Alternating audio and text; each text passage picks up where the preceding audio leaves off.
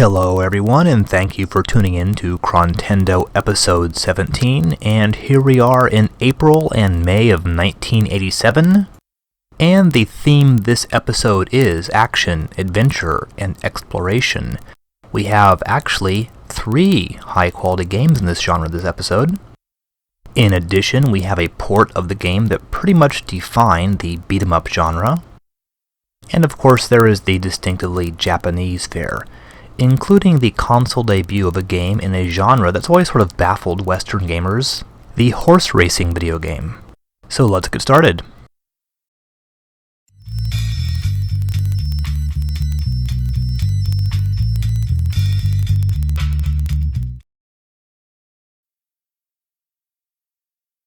We begin Chrontendo episode 17, not with a big bang, but rather in a state of utter bafflement, with 2 rather weird games. First up, Cocona World, published and developed by Soful, or maybe that's Soful. This is the first Famicom game from Soful, whose name stands for Software Engineering Laboratory, a software company that just started making video games in the mid-80s for various Nintendo systems, then just as suddenly stopped. They are still around today, though it's been quite some time since they've had any involvement in video game development. Cocona World features a cute little female witch, which sort of resembles the heroine from the later Cotton games. I think the object of this game is to rescue a princess, or maybe Cocona herself is a princess, I'm not really sure.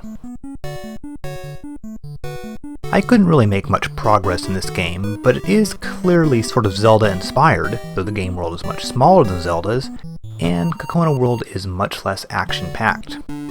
You can find various objects, keys, lamps, etc., solve various puzzles, interact with the NPCs, just the usual stuff. Your character seems mostly helpless, but you can get some magic power that allows you to shoot projectiles and attack the enemies, though its usage seems pretty limited. I guess the Cocona World design doesn't really look half bad. It is sort of weird looking, though reasonably appealing, with all the strange things like trees with goofy crossed eyeballs and that sort of thing.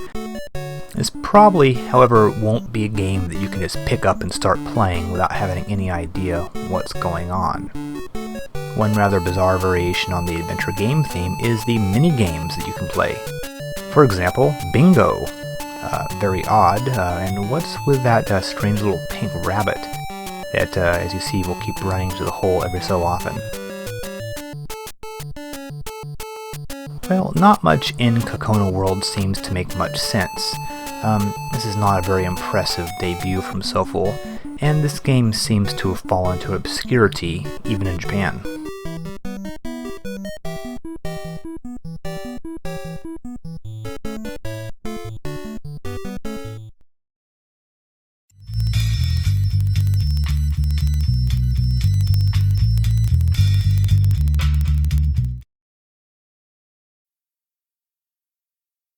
And we now move from the incomprehensible to the simply unplayable. This is Relics Ankoku Yousai, or Relics Dark Fortress.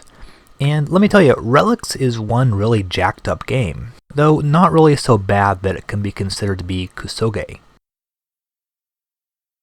We are of course just loading up the FDS here. And once the screen pops up, you'll notice that's actually a loading message. Expect to see quite a lot of that. Alright, once the game actually starts, you might think, this actually looks kind of impressive. You actually have an unusually large sprite. Though, here you face the first foe who is sort of, has a rather silly name of Bouncer. You might sense your first little bit of trouble here, once you realize it takes a really long time to kill the very first enemy that comes your way. Seems like your guy kind of likes getting in low blows there, judging by the way he keeps grabbing his crotch. Now, Relics Dark Fortress is actually a sequel to the original Relics, or In the World of Relics, as the title screen says, released in 1986 for the PC-88, MSX, and MSX2. This right here is the MSX version, which begins with that rather lengthy and completely nonsensical text scroll at the beginning. Go backwards and actually try reading that thing and see if you can make heads or tails out of it. In Relics, you begin as this disembodied spirit that can actually possess other creatures. Kind of a cool idea, actually. In Dark Fortress, this aspect seems greatly downplayed in favor of, well, I don't know, it kind of reminds me a little bit of Metroid, actually. Now, one of the very cool things about Relics, probably the only cool thing, is the semi-destructible environments, as you see here. Hitting a wall often causes it to shatter, revealing machinery underneath, or various sorts of passages and hidden items and so on and so forth. It's actually quite cool and has a pretty cool sound effect. Now Relics, oh here's that loading screen again. Relics is the Famicom debut from Bowtech, who also developed the game. Bowtech doesn't seem to be really well known for anything in particular, but they actually are still around, mostly developing games for cell phones. Probably the most distinctive thing about Relics is those load times. We saw one again just a second ago. This game is constantly pausing while it loads. Every time you enter a new screen or walk a certain distance, it'll freeze and that loading message will appear, as we can see here, as you fall from one floor to the other. The other notable thing about Relics is the controls. We've certainly seen some games with problematic controls before, but Relics is blessed with probably the slowest, most unresponsive, most awful controls we've encountered on the Famicom so far. Actually doesn't look that bad in the video, but if you try playing this thing, you'll actually be flabbergasted at really how sluggish the controls are. It's like playing underwater. To actually turn around, you need to hit up on the D-pad, which will turn your character so his back is to you, then hit the direction on the D-pad that you want him to face, which actually swings him around. This takes about 2 seconds to get him turned around, so don't expect to be able to fight an enemy if one suddenly pops up behind you. Pretty much everything in this game is annoying. Fighting enemies, jumping, climbing ladders, getting off ladders, turning around. It's really quite ridiculous. It's all too bad because Relics actually has some pretty nice design. It's just the game is really hard to play. I'm going to try to jump over that little gap there. Easier said than done. No. Oh, look at that. I fell right through the floor.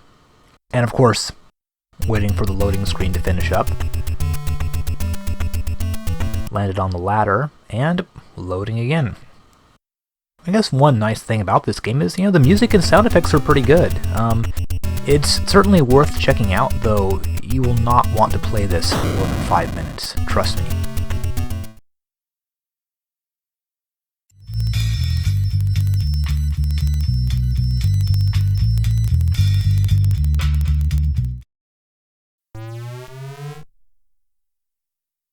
And now for a little change of pace, we have Ego Kyuu Roban Taikyoku, the second Famicom title to be based on the Chinese board game, usually known as Go.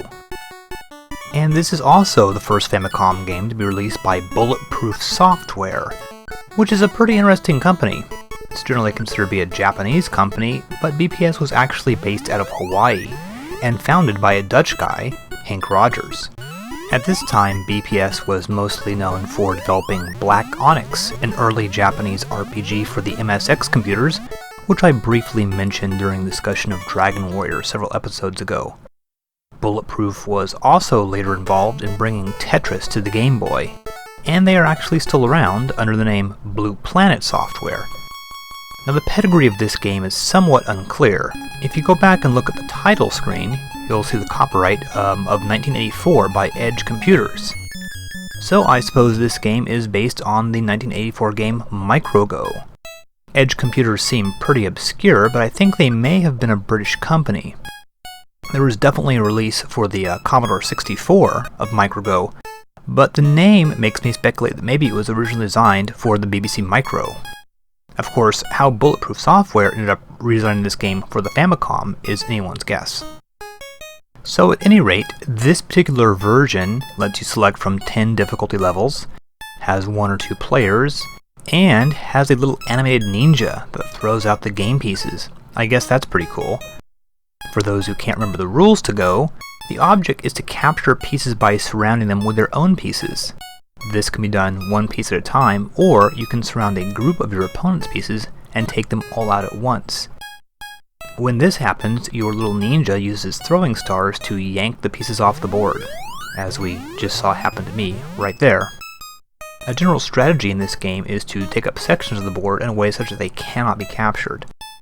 Also, I should point out this is beginner's Go, played on a 9x9 board. Real Go is played on a 19x19 board.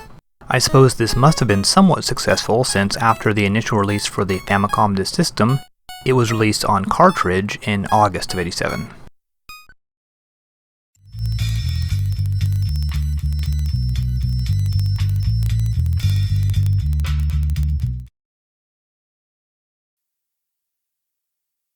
We have a few big epic games this episode, other than Relics that is. First up is Capcom's Higemaru Makaishima Nanatsu no Shima no Daiboken. Quite a mouthful, but that means something like Higemaru's Spirit World Island, 7 Islands Big Adventure. This is quite an intriguing title for a few reasons. First, it's based on Capcom's 1984 arcade game, Pirate Ship Higemaru, which we're looking at here. You've almost certainly never heard of this obscure little title. It was literally one of Capcom's very first games. Pretty straightforward puzzle, almost Pac-Man-like game, in which you run around with little barrel mazes being chased by pirates. You can grab the barrels and use them as weapons against the pirates. A very odd choice of a game to port to the Famicom. However, Higemaru Makaishima could be considered either a super enhanced port of the arcade game or a sequel. What I can tell you is this: the Famicom version is substantially different and is essentially sort of a Zelda clone, except it takes place on the high seas. While sailing around aimlessly for a while, you'll encounter ports that you actually can't enter, and other ships. Those green ships contain these Zelda-type dudes who give you helpful advice. Eventually you'll encounter a pirate ship. They're the ones flying the traditional Jolly Roger flag. And then the game proper begins. At this point, you engage in some pirate ship Higemaru-style antics, rolling over pirates with barrels, just like the arcade game. Good fun, but your real goal is to make your way over to the other end of the pirate ship and face the pirate boss. Your life meter will actually increase every time you flatten an enemy. Killing multiple enemies with one barrel will net you more points. Just got the ever-present heart refill there. One thing that's a little different is your health meter is actually, rather than a bar, it's like a number gauge.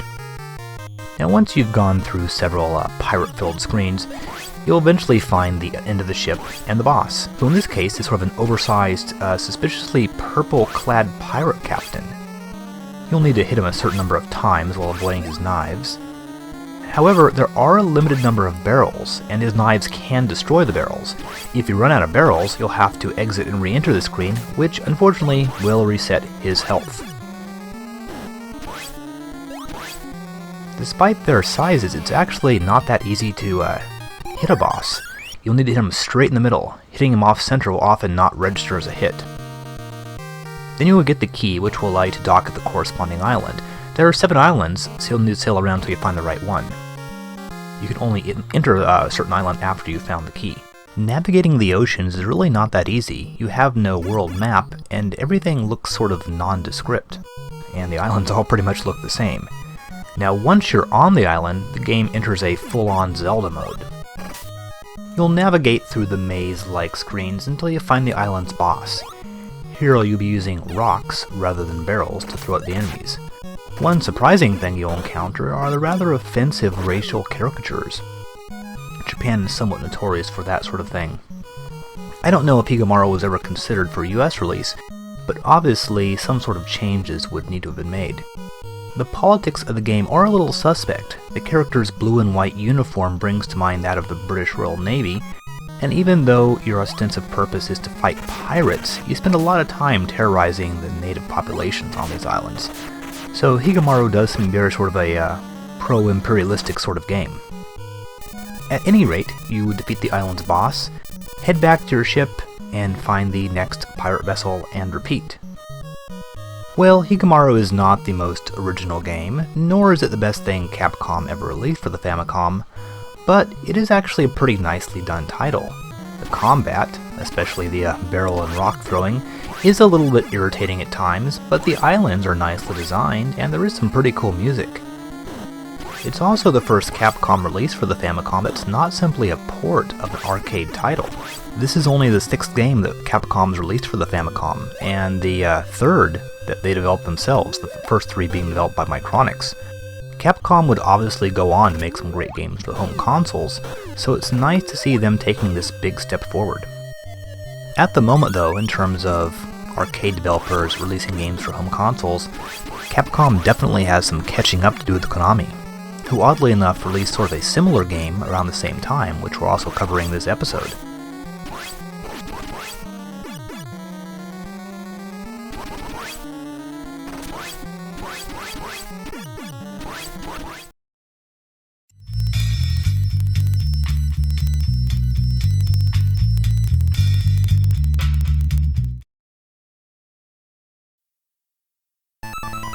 Also on April 14th is another title based on an Asian board game, Morita Kazuo no Shogi, published by Seta.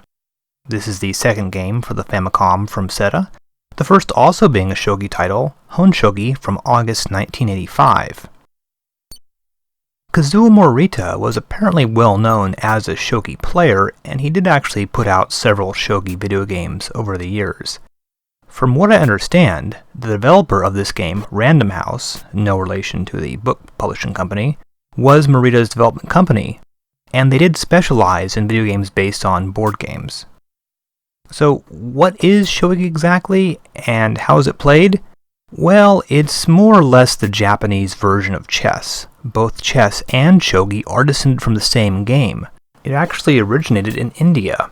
From there it spread west to the Middle East and eventually to Europe as chess, and from India also spread east to China and Japan and became the game that we call shogi. You have pawn-like pieces up front and more important pieces in the back. The moves are very similar to those in chess. However, I can't really play shogi, so I can't say how good this game is. But at least having Kazuo Morita's name on it gives it a sort of brand name appeal. Other than just sort of the straightforward shogi playing options, there's various other options. I can't really make much out of them. Here's one where I guess you can sort of take a particular scenario by placing pieces on the board and then playing from there. I guess we'll have to lump this in together with all the rest of the shogi titles released for the Famicom, about 8 in all, and say that it might interest you if you know how to play the game.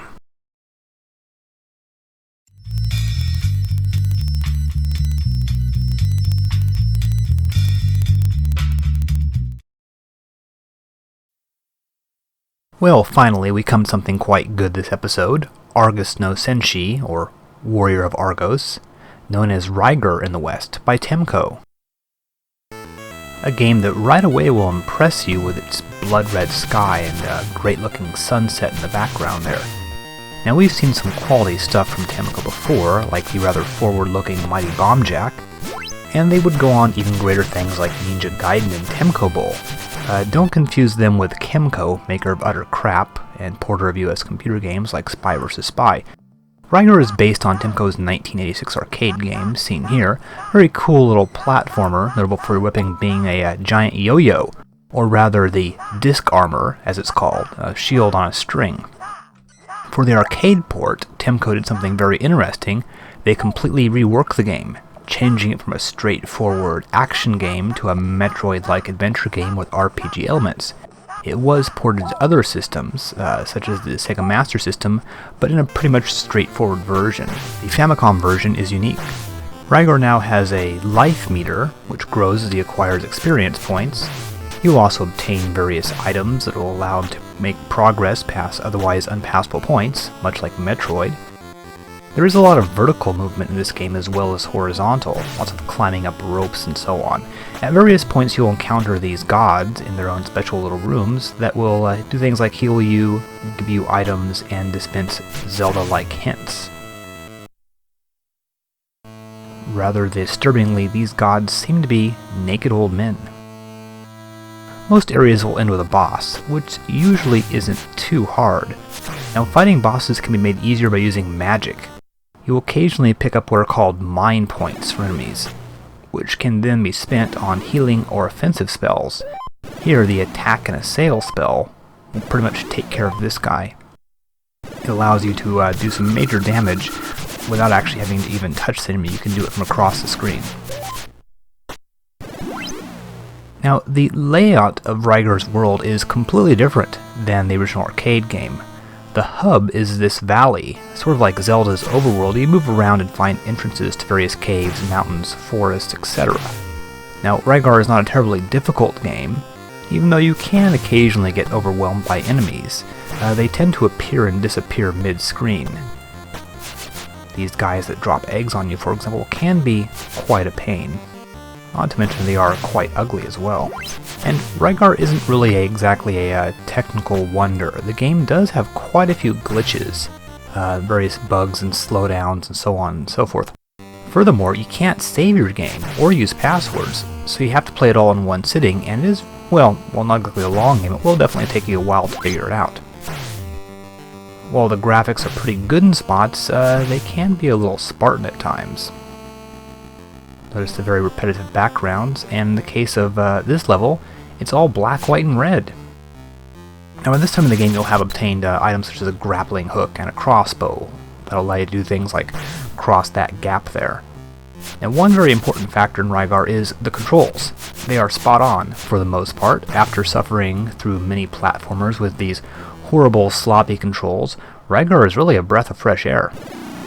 You will very rarely die due to the problem of controlling your character, and jumping is a piece of cake, so that the platforming sections are completely painless, which is a pretty novel concept for the Famicom at this point. Now the plot of Rygar is sort of Castlevania-like. Instead of rescuing some sort of damsel in distress, you've got to find and kill this guy named Ligar, who's a cross between a lion and a tiger, who has spread death and destruction across the land. Unfortunately, his castle is floating up in the sky, so you have to run over the world looking for the necessary equipment to get there. The second half of the game has you often moving in an upward direction, much like Kid Icarus. You're always climbing mountains and ropes and crossing ravines by shimming across on ropes and using your grappling hook to climb into the sky. You can quite easily fall to your death, but luckily this doesn't happen too many times, and you do actually have, while only one life, infinite continues. Here is one of the areas that you have to go and backtrack, and this guy actually gives you a healing potion, which are pretty much otherwise obtainable in the game.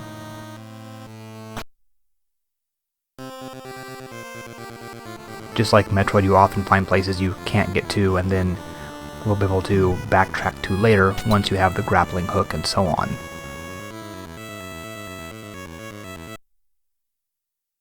This castle, or rather this tower, is full of bizarre and somewhat difficult enemies on every single floor. The objective here is to obtain this musical instrument, which once you get to this screen right here will actually allow you to get to Ligar's castle, which you see floating up in the sky there. In sort of a Zelda-like touch, open up your item screen, playing the instrument will play a little tune, and then open up a rope and a door to Ligar's fortress. This final level, which has pretty cool music by the way, is one of a few maze-like top-down sections in the game, and the enemies are pretty tough, so you will have needed to raise your attack, called Tone in the game, and your defense, which is inexplicably called Last, by killing monsters. Every so many experience points you get, these stats raise up a little bit. Just like in any RPG, you need to do some leveling up in order to get through the final section. And once you've reached Ligar's base here, you'll have to fight him. Luckily you should have a healing up item, and hopefully enough magic to cast the attack and assail spell. Ligar is definitely the toughest boss in the game, being, well, a Ligar with dragons on his arms, but with a little bit of practice he can be handled. So while Rygar is not quite the classic that Metroid or Castlevania is, it still stands head and shoulders above most Famicom platformers. So definitely a quality game despite some technical issues, and an excellent example of a reworking of an arcade title into something that is much more suitable for a home game. This approach would end up paying even bigger dividends in the future with such ports as Bionic Commando and Ninja Gaiden. Before we get into our next game, we're going to take a little look at the genre that it spawned. the beat-em up. And by beat-em up, we mean the side-scrolling genre, not one-on-one fighters, which are called beat-em ups in certain parts of the world. Central to the concept of the beat-em up is scrolling. You are always moving forward towards your goal. Video games in the 1970s were normally single-screen affairs. The background remained stationary while your character moved around. One of the first games to feature scrolling was Williams' 1980 shooter, Defender. The idea behind scrolling was the same as that found in many cartoons. The character that was to be depicted as moving would actually remain stationary on the screen while the background would be moved behind him. This concept was used in a number of shoot-ups and driving games in the early 1980s. As for games that didn't feature spaceships or cars, scrolling was slower to arrive. The 1983 proto-platformer Hunchback was almost there. Your character moved from screen to screen in the manner of console games like Atari's Superman or Activision's Pitfall. By this time, some platformer games, such as Mappy, used limited scrolling, but the real breakthrough came in late 1984 with Namco's Pac-Land. You couldn't actually beat anyone up in Pac-Land, but with Pac-Man's quest to travel from the west side of town to the east side, the template for future side-scrolling games had been set down. Pac-Land's lack of physical violence was remedied with Irem's Kung Fu, also known as Spartan X, released in December of 1984. This was the beat-em-up in embryonic form, from the kidnapped girlfriend plot, to the punching and kicking attacks, to the end-level bosses. The success of these early side-scrollers led to a flurry of similar games in 1985. Keep in mind that at this time, individual genres hadn't really formed from the primordial side-scrolling soup. Take Konami's Green Beret, also known as Russian Attack. Is it a beat-em-up or a run-and-gun? And what about Ghosts and Goblins? In general, in a beat-em-up, your character only has melee attacks. Side-scrollers that arm you with ranged weapons developed into their own genre. Unlike beat-em-ups, run-and-guns tend to have military themes. Regardless, a few titles in which you use your fists and feet to dispatch a never-ending barrage of enemies came out around this time. Sega, oddly enough, was leading the pack with 1985's Seishin Scandal. Note the girlfriend kidnapped by thugs plot detailed in the opening scene, taken right from Kung Fu. But Seishin Scandal moved the genre out of the martial arts realm and into that of street brawling. Another 1985 Sega arcade game was the rather bizarre Flash Gal, in which a Wonder Woman clone takes on gangsters, dogs, and ninjas. It features a three-quarters view, though Flash Gal herself is stuck on one plane. Oddly, the game has a motorcycle sequence that seems to prefigure a similar level in Renegade. Other arcade developers got in on the act with similar titles, such as Taito's Ninja Warriors, which ran on the same monstrous three-screen system as Darius, and featured ninja versus military action. And from Namco, there was the completely bizarre Wonder Momo, where the heroine used kicks as her primary mode of attack, and added a bit of sex appeal to the genre by containing a few up-the-skirt shots. However, these single-plane games were doomed to obsolescence by a couple releases from Technos Japan. 1986's Renegade, or Neketsu Koha Kunio-kun, whose Famicom port we'll be seeing in a moment, was the title that clearly defined the hallmarks of the beat-em-up genre. Most important was the three-quarters view and the fact that your character could move up and down as well as from side to side. This allowed for you to be surrounded by more than two enemies at once, and you could avoid enemies by simply moving around them. Renegade was a decent game, but the Technos' 1987 follow-up, Double Dragon, was really the one that set the arcades on fire. Every aspect of Renegade was refined, and new elements added. Enemies would drop weapons, you had multiple means of attack, and most notably a second player could join at any time. This cooperative element helps explain the huge appeal of beat-em-ups at this time. In the late 1980s and early 90s, beat-em-ups ruled the arcades. The other major publishers jumped in, such as Temco with 1988's Ninja Gaiden, which is noted for its variety of destructible backgrounds. After Double Dragon, perhaps the most influential game on the genre was Capcom's 1989 Final Fight, as virtually every single subsequent game seemed to follow its pattern. With huge sprites, selectable characters, lots of weapons or power-ups to pick up, special moves, and so on, Final Fight was the quintessential beat-em-up. Ironically, Final Fight was originally intended to be a sequel to Street Fighter. Capcom changed their minds, and when they did get around to releasing Street Fighter 2, it set off a mania for one-on-one fighting games that signaled the end of the beat-em-up. In the meantime, however, the genre was becoming the de facto one for licensed arcade games. For example, there was Konami's huge hit Teenage Mutant Ninja Turtles, which featured 4-player co-op action. Even The Simpsons, a TV show not known for having a lot of physical violence, became an arcade beat-em-up. The hardware limitations of the Famicom prevented the arcade games from being accurately ported, though a number of beat-em-ups came out for the system. It was really in the 16-bit era where a solid arcade quality beat-em-up became possible. In fact, the Sega Genesis came with the beat-em-up, the rather lame port of their 1988 title Altered Beast. Sega did go on to release a number of classic beat-em-ups for the system, such as the Golden Axe series, and perhaps the most notable beat-em-up for the Genesis, the excellent Streets of Rage games. By 1994, the genre was pretty much dying in arcades, almost completely replaced by one-and-up fighters, though a few late-period classics like Capcom's Aliens vs. Predator were produced. The beat-em-up as a distinct genre is more or less dead at this time, though its influence is certainly felt in modern action games such as God of War, or in oddball titles like Odin's Sphere. And now let's take a look at the game in question, Technos Japan's Renegade.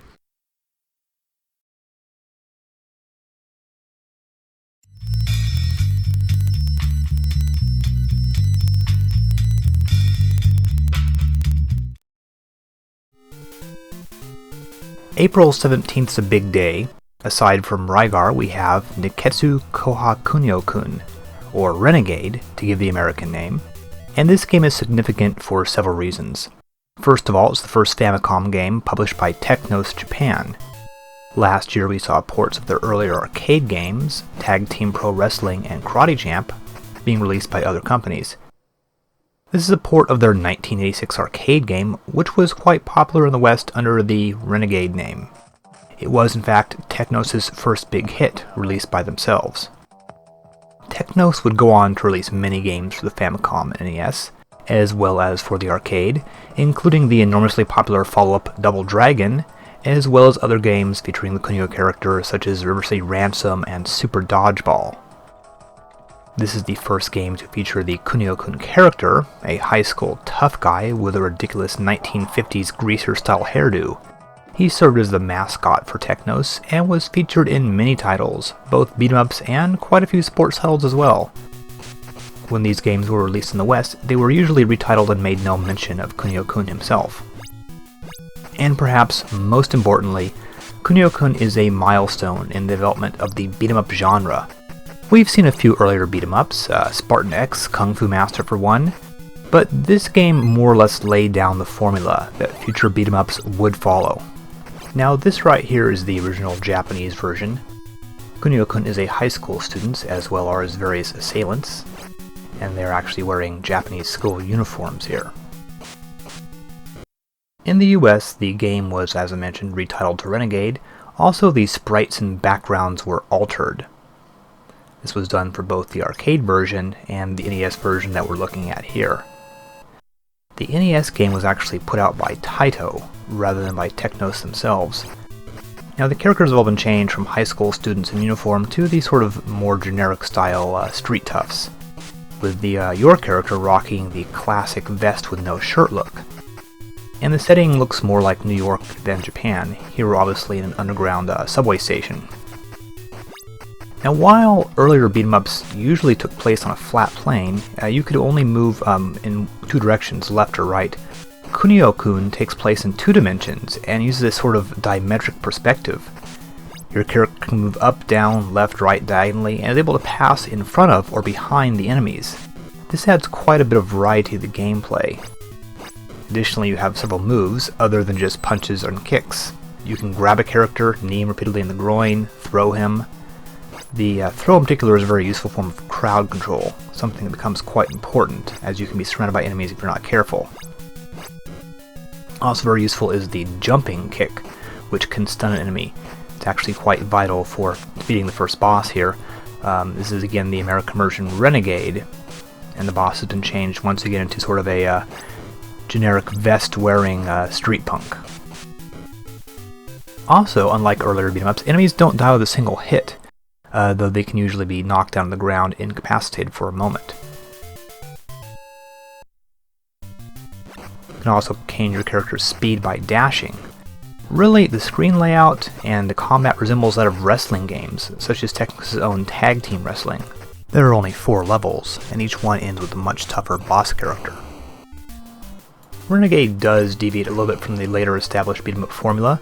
Rather than always moving to the right, you are usually confined to one small area, while you fight off several waves of enemies.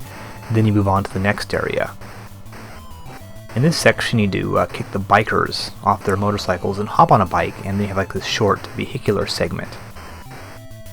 There are occasionally some non-beat-em-up sections in the game, sort of, break up the monotony of the beat-em-up gameplay, which is probably a good thing, since the fighting actually can get pretty repetitive. Here you're actually fighting women armed with purses and chains. There really only is one kind of enemy per level, and the technical restrictions limit each section to 3 enemies on screen at once.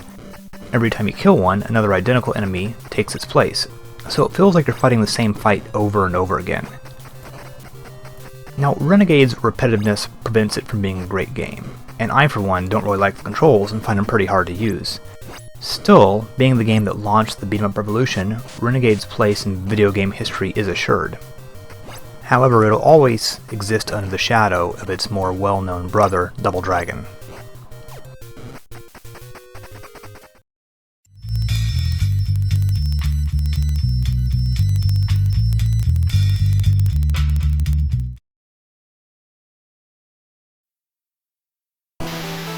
The beat-em-up and fighting genres are sort of related.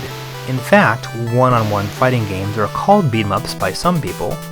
So how fitting that right after Renegade, we have an early fighting game from Jaleco, Fuuun Shaolin Kyo. Unlike Renegade, Fuuun Shaolin Kyo is not a key title in the genre it represents. In fact, it's sort of terrible.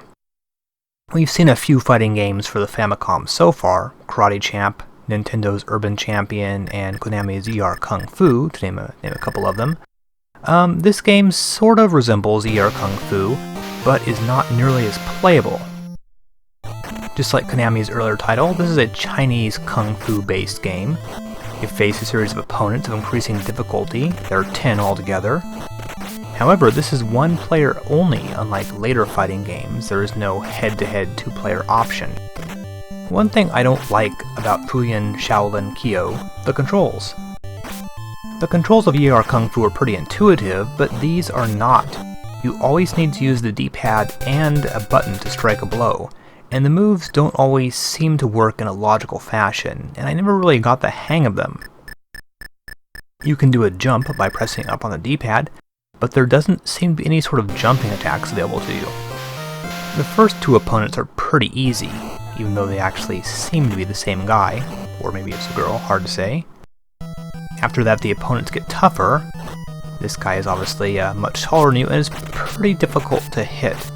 One thing about this game, I wasn't really able to figure out the hit detection. I can often see that I'm making contact but not registering any hits. You do have a health refill on this level, which is helpful. Your health bar is in the form of fans, I think, and you can get a few hits before dying. Maybe if you put a little bit of time and effort into mastering the controls, you'll get something out of this game, but for me it just seems like another mediocre early fighting game. I did mention the hit detection is a little weird, which you can sort of see in this section coming up here. Seem to be hitting him over and over again, but not actually making any contact. I don't know that this game was successful, but Jaleco did release a sequel next year, which of course has RPG elements added into it.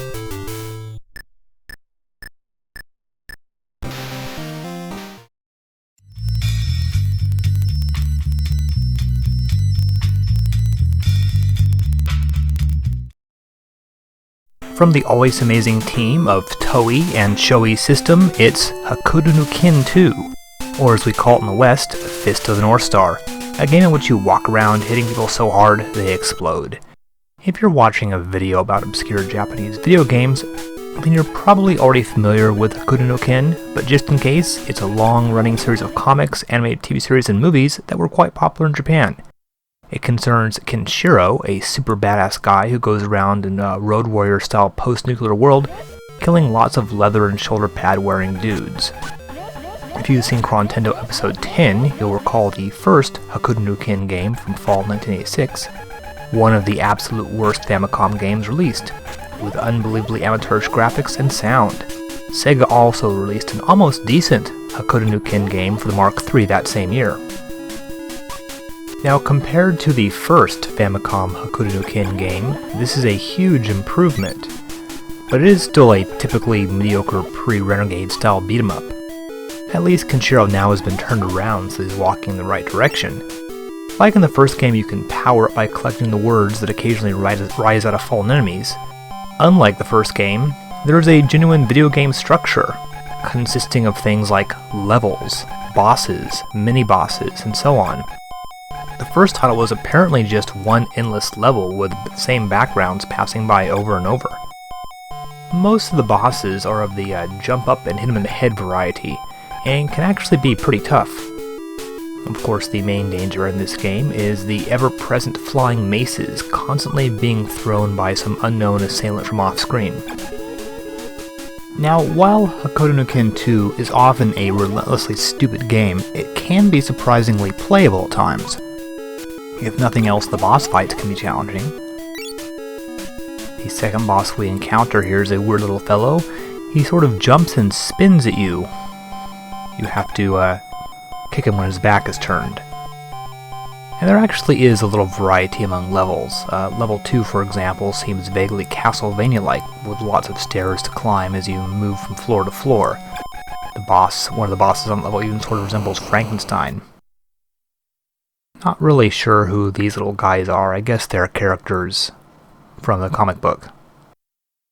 Now, when I say this level sort of resembles Castlevania, I of course don't mean it's actually good like Castlevania, but they have put a little bit more care into the backgrounds. Oh, here I've got some kind of power-up that makes me temporarily invisible and have a double, sort of like in Ninja Gaiden. And there's that Frankenstein-type boss that I mentioned earlier. Well, the first game was thankfully never released in the US, but this one was, under the name Fist of the North Star, by Taxon in 1989. Some cosmetic changes were made. For example, Kenshiro's outfit is now blue. If nothing else, Fist of the North Star has the distinction of being one of the earlier anime-inspired games to be released in the West. In the mid-1980s, as you might recall if you were around back then, Japanese pop culture was gaining a steady fanbase in the US, and English translations of Japanese comics were starting to appear. At the time, Fist of the North Star was much discussed but little seen until a translated version of the comic came out in 1989. Still, Japanese comics were very much a cult phenomenon, so a Fist of the North Star game was not exactly a guaranteed hit. There is some weird, wonky stuff going on in the game, like that guy who just shot across the screen a second ago, and look, you can actually walk along the top of the screen, though you can't really do anything up there. Now, aside from the slightly altered graphics, the game has been made somewhat easier. For example, the flying projectiles have been taken out of the first level, and bosses can usually be dispatched much easier. In the Japanese version, a lot of the bosses can only take damage while being hit on the head, but in the US version, they can generally be hit everywhere. Here Ken is all powered up, so naturally his shirt has gotten ripped. You can toss fireballs in this form. So, while Hokuto no Ken 2 is a major improvement over the first game, it is still not exactly good.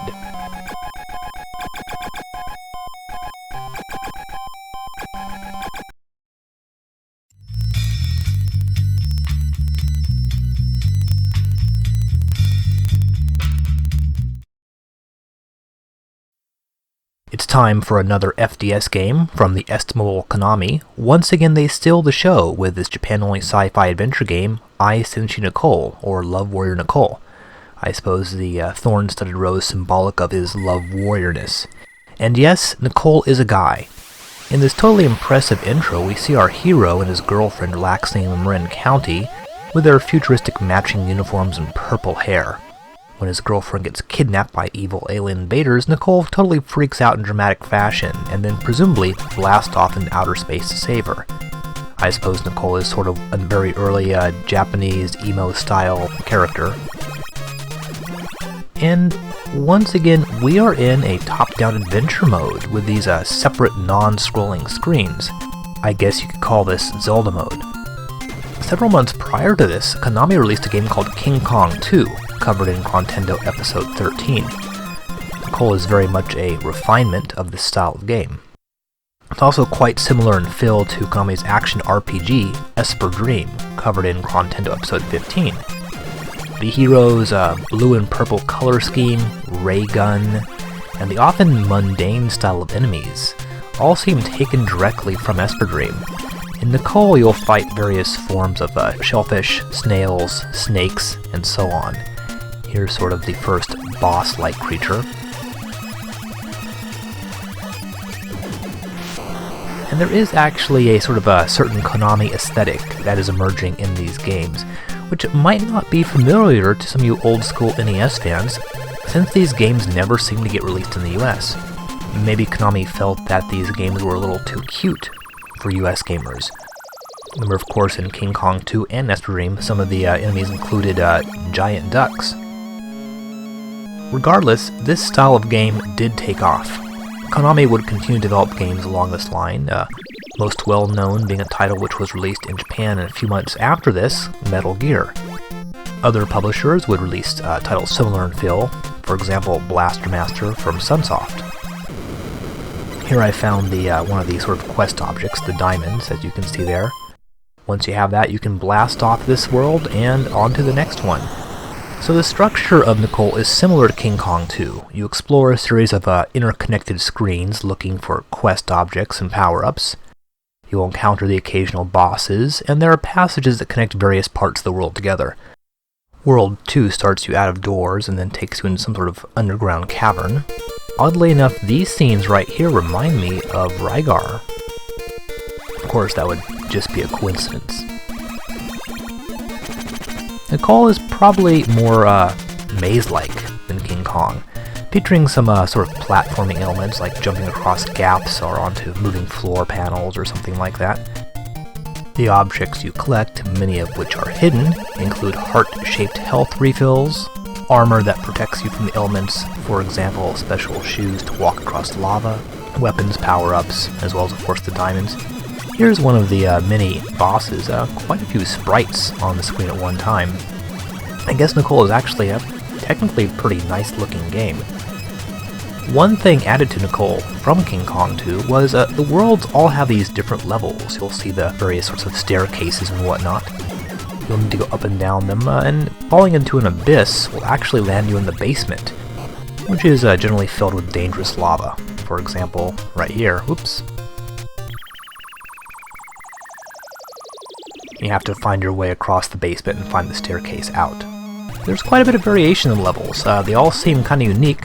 The bosses are distinctly designed. You're constantly encountering new enemies and challenges, even though the enemies don't always make much sense. So Nicol doesn't really become boring or repetitive. It's a nice looking game, makes good use of color, has excellent music, and while Nicol lacks the character or distinctiveness of games like Castlevania or Metal Gear, it is a solid, well-crafted game, and probably one of the better Japan-only FDS releases so far. Here, of course, we fight lobsters.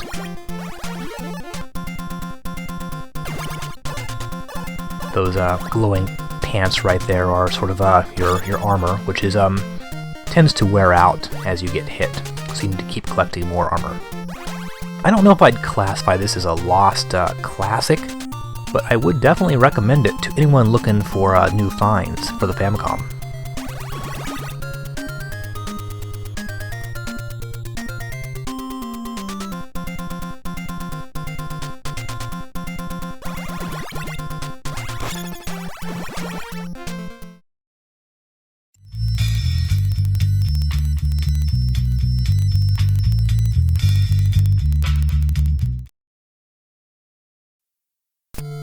Well, Data East finally steps up to the plate and switches from arcade ports to original titles. And their first original Famicom game is none other than Tantei Jinguuji Saburou, Shinjuku Chuuou Kouen Satsujin Jiken, or Detective Jinguuji Saburou Shinjuku Central Park Murder Mystery. And not surprisingly, this is a text-based adventure game, much in the style of Portopia. This game was developed in conjunction with Cicada SAS, though apparently they mostly handle the technical aspects of games. And this game is significant because it is in fact the first in the long-running Tantei Jinguuji Saburou series. The series has been running strong ever since, and new games continue to come out to this day. Apparently the series has sold around 2.5 million copies in Japan altogether. While not really well known in the West, after 21 years a Jinguuji Saburou game has finally been released over here in June 2008. The Nintendo DS title, Jake Hunter Detective Chronicles, is an English version of the most recent Jinguuji Saburou game. Part of the game takes place from an overhead perspective as you walk around the park and investigate, but it quickly moves into your more standard first-person view. Now, one thing about this game, being an FDS title, you do get these frequent and long loading screens. The FDS discs were cheaper than cards, but there is a price to pay. You'll see this scene over and over again as you switch locations. Just like in Portopia, you have your assistants with you, and the game is spent traveling to different locations, talking to witnesses and suspects, and so on. I haven't really played this game myself, but I don't think it really deviates from the standard text adventure game format. It certainly looks exactly like Portopia, but with the various options on the left-hand side that use the D-pad to select, and then it'll give you other options based on, your selection. Hopefully, these games will someday be translated into English and obtain a wider following. While many of these types of games did come out in Japan, very few have made it over here.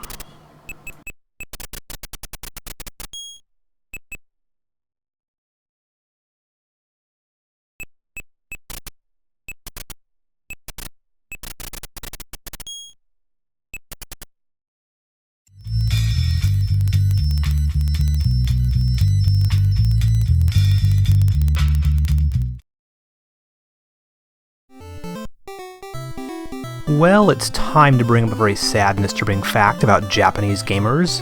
They love games about horse racing. Which brings us to this early horse racing title, Family Jockey from Namco. Remember, of course, that Famicom is short for Family Computer, and Namco liked to use that word in the titles of their Famicom games. Family Stadium is another example. There's two modes. The first is a simple racing game. You pick your horse, and then you'll be given the weather and track conditions, and off you go. Wow, the race is on. Such excitement. Hitting the B button repeatedly will make you run. The faster you hit it, the faster your horse will go. In later courses, you'll have obstacles to jump over, so you'll have to use the other button. Even little power-ups you can pick up that'll make it go faster and those sorts of things.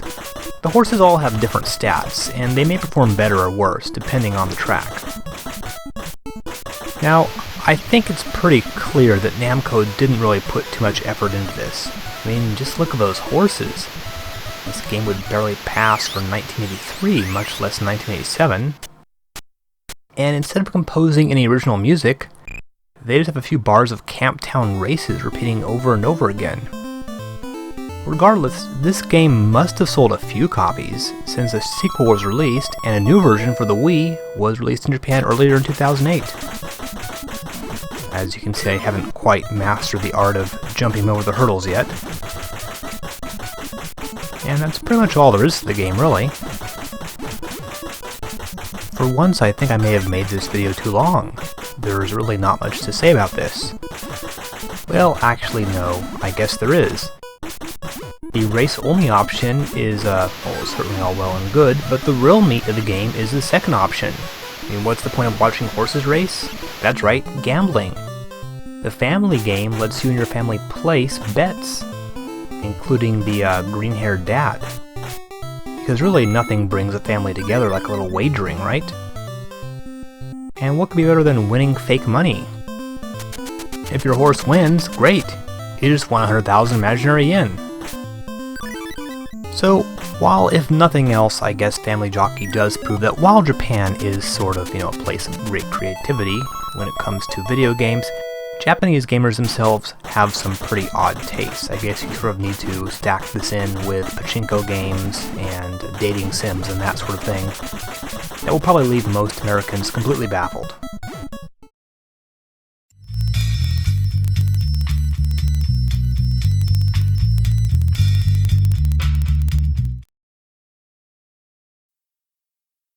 Set Side B. You know what that means? Another Famicom Disk System game.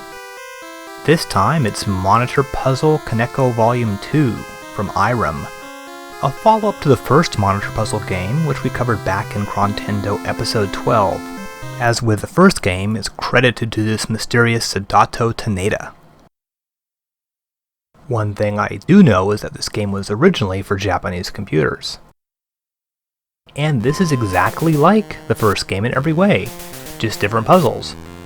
After choosing one of the 10 puzzles, you then select the number of pieces. The images themselves are animated, so you need to look and examine the moving parts of the puzzle to figure out exactly how it fits together.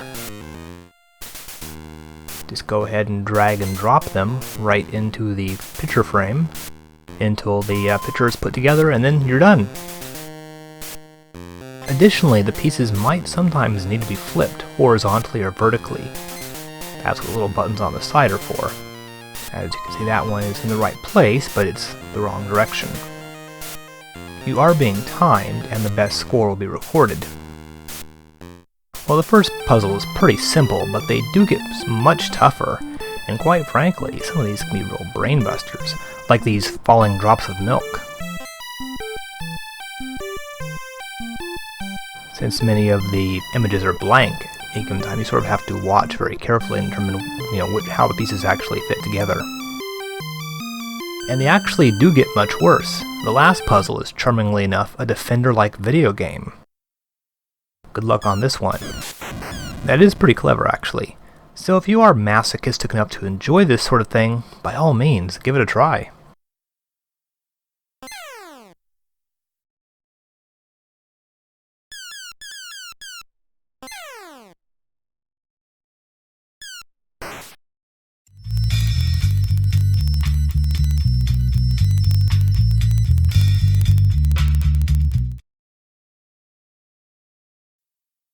Let's think back to 1985.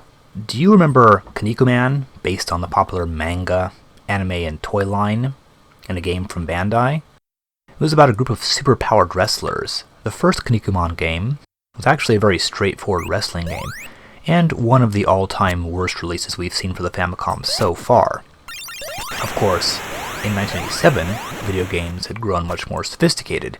Kinniku Ookurai Soudatsusen strives to be an epic adventure game and delves deeply into the Kinnikuman mythos. But seriously, what exactly is all this about? There's an ancient tome called the Muscle Prophecy. In 1987, we will be seeing a lot of video game sequels. Zelda, Dragon Quest, Castlevania, and so on, but this is one we really didn't want to see. I can't imagine the need for a second Kinnikuman game. I really have no idea what Bandai's intent was here, but Kinniku Ookurai falls way short of Castlevania 2 or Zelda 2. Undoubtedly, some sort of story may be discernible to hardcore Kinnikuman fans, whoever they are, but Bandai and the unknown developer here have churned out something that really sort of resembles the first Hokuto no Ken game. You walk forward and hit or kick your way through an endless stream of mindless enemies. While the first title was released in the US as Muscle, American audiences were fortunately spared this one. Japan, however, had to suffer through one terrible platformer after another from Bandai. There was this one, but prior to this there was Dirty Pair, Ultraman, and so on and so forth. Now, why was this even released? Well, as hard as it may be to comprehend, the first Kinnikuman game was actually a huge hit for the Famicom. It sold more copies than Metroid, Mega Man, and a lot of other good games, so a sequel was inevitable. Now check this out, this is the first boss fight. Listen to the music. It's basically a sped up version of Iron Butterflies in Agata de Vida. Your character has a pretty basic moveset, one button kicks, another punches. Just like Hakoto no Ken, you jump by pressing up on the D-pad, which makes the platforming completely unbearable. The more astute among you might be thinking, hey wait a second, didn't just last episode this guy say how great the controls were in Russian Attack? And that also used the D-pad to jump. Well, in Russian Attack, that particular control scheme worked. In this game, it fails horribly. Now, when you do encounter a boss, who I guess is some sort of evil wrestler, or in this case an evil robot wrestler, you have to duke it out mano a mano. By pressing both buttons at once, he'll execute a throw, which is probably the most useful moves against these guys.